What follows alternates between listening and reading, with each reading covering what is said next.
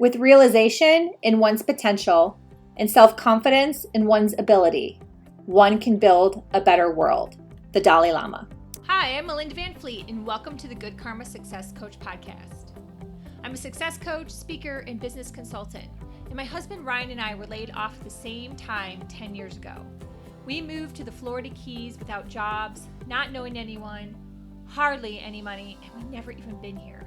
But we made it, and now we're living our best lives. And all along on our journey, I've said that someday when we get our quote-unquote shit together, we will help others. And since then, we've both done a lot of self-work and built successful businesses. So that day is here, and one of my ways of paying it forward is through this podcast. Each week, my intent is to be relatable and bring you tactical tips, tools, share my learnings and stories that can help inspire or transform you wherever you are in your career or general life and make an impact. I strongly believe that if I can do it, you can do it too. So what's stopping you? Hi, everyone. Thanks in advance for tuning in and listening to this week's podcast. I am super excited. It's a great day. I woke up with this what a great day. It is Saturday. It's totally raining here in the Keys. I have been cleaning and organizing and working on marketing and just ready to move forward. And I am over the moon excited. I wanted to share that quote from the Dalai Lama. It's a beautiful quote, and it is in the chapter that Ryan and I co-wrote together on confidence. And I've talked about this book chapter more in my other podcast, Crush It in Sales, but the book chapter is called Building Confidence Along with a Successful Business from the Ground Up. And I love talking about confidence. I do believe it's something that you can work on like a muscle, and you can build it over time. And as you recognize your wins, as you have things happen to you and you recognize them or you work on things, your confidence grows. It grows and grows and grows. And you have to realize that you are the most important person. And that's just part of it all. So this episode, I wanted to talk about the lies we tell ourselves, because that goes into a confidence bucket, right?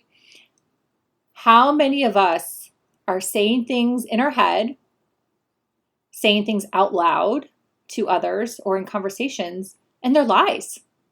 They're lies that we tell ourselves. They're lies that we think are true about things we are doing or can't do or should be doing and don't, or don't make time for them. There's so many. The list is endless. And I really am challenging you in this podcast to think about, as you go through your day, what lies are you saying to yourself? And the example I want to use for myself is about my recent weight release. And I shared with you how I was going on this weight release journey back in July. And it is now September 12th. And I have released 25 pounds. So in 2 months, I have released 25 pounds. That's amazing. I'm like over the moon excited. Like, it is just like blows my mind how easy it's been. And I feel like, where have you been all my life? And I know I think I've posted that in a few posts as well. Where have you been all my life? This program, this healthy lifestyle program. And I'm coaching on it too, so if you're interested, please reach out, just as a side note. But I just can't believe it. And in relation to confidence and the lies we tell ourselves, I have been telling myself for years, since as long as I can remember, that I have fat thighs and I have fat arms.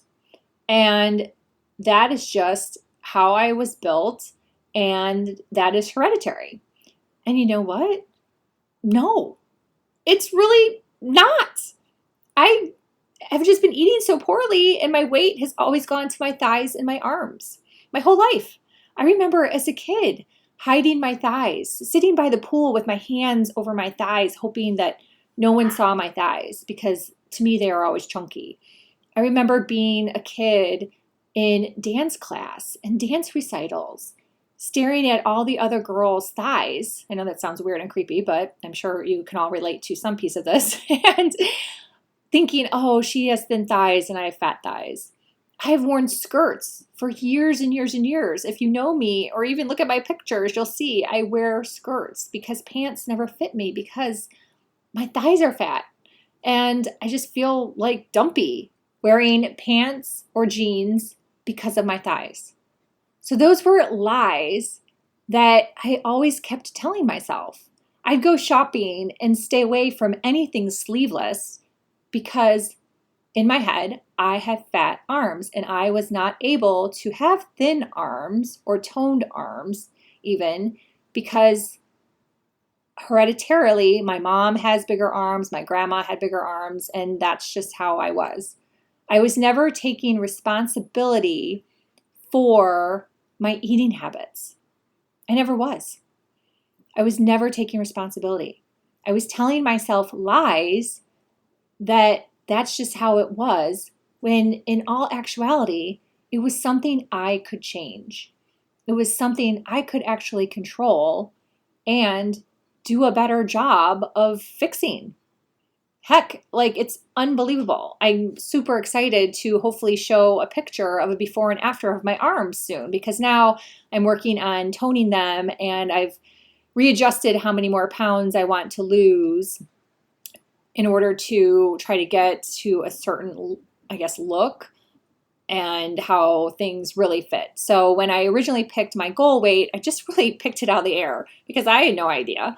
I was like, well, let's see how this rolls. And I picked a certain goal weight, and that was to lose 27 pounds, and I've lost 25 of those. But when I still look at my thighs and arms, I'm still like, you know what? I think that some more could come off here.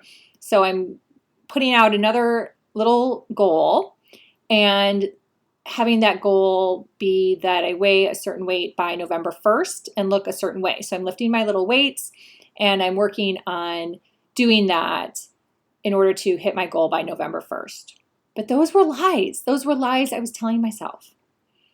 Another thing that can easily happen to you is lies you're telling yourself with where you work or who you work for. And those lies can be so harming. They can cause anxiety. They can cause sleepless nights. So many people are stuck in a job or working for a company or in sales, working for someone, and they think, oh, I have to do this. Oh, I have to be a people pleaser. Oh, I have to follow the rules. And you know what? You don't always have to do that, especially if it's icky, especially if it's a passive aggressive company. There's so many things. So look at that too. Look at that. Are there lies that you're telling yourself in regards to your work environment, who you work for, what you're doing, how you're spending your time?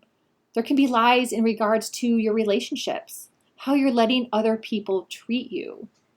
So many people, again, are people pleasers. This just comes up all the time. I'm amazed. And you don't have to be that way. You are number one. So think about the lies that you tell yourself every day to passate behavior that is really not acceptable. If it's going against your inner being, and your inner being is love, and you feel anxiety, that's a clear sign that something is wrong with the situation. That's your gut. That's your intuition, however you want to put it. A lot of people might not have heard the term inner being before. Abraham Hicks uses that term a lot, and I just feel like I have, embraced that as well. You can say your soul. Again, you can say your intuition. And your gut is probably the most universal. A lot of people can easily say, trust your gut. Well, if your gut is telling you that someone and how they're treating you isn't right, think about that. And are you creating stories in your head to make it all right? And it's really not all right. That goes in the bucket of lies you are telling yourself. And you deserve better. You totally deserve better. And you have to believe that when a window closes, a door opens, and it's okay to walk away. And I talked about this last week on Crush It in Sales. I feel so strongly about this. Oh my gosh. I could write books and books and books and books and books. And it's so funny because I just had something happen to me yesterday and I knew it was coming. It was no surprise. I'm not a stupid person.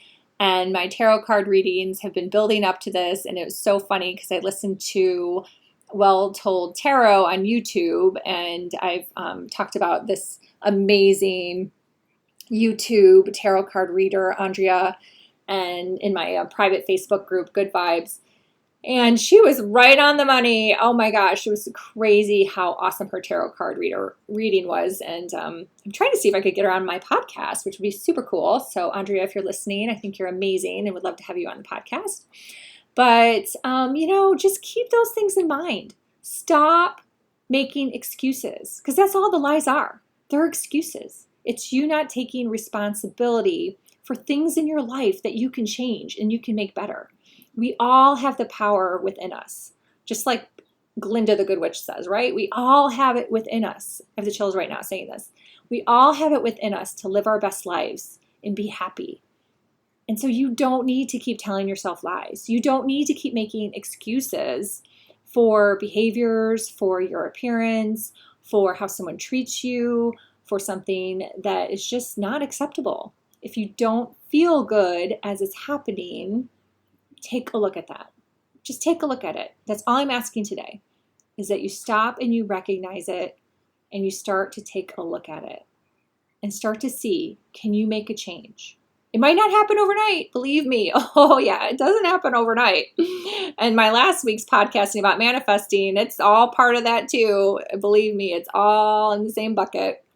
It all happens together, people.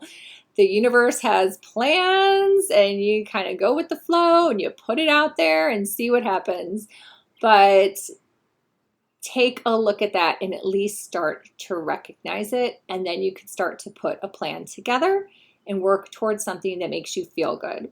So whether that's working on a healthy lifestyle plan where you release some weight, or you just get in better shape even, or get rid of an ailment, whether it's a job situation or a relationship, whatever it is, there's so many different ways you can slice and dice this. I challenge you to stop the lies. Stop the lies you tell yourself. That's really all I have this week. And I really hope that you feel this, you can share this with someone who needs it. That is always what I hope for. I always hope that I help at least one person out there.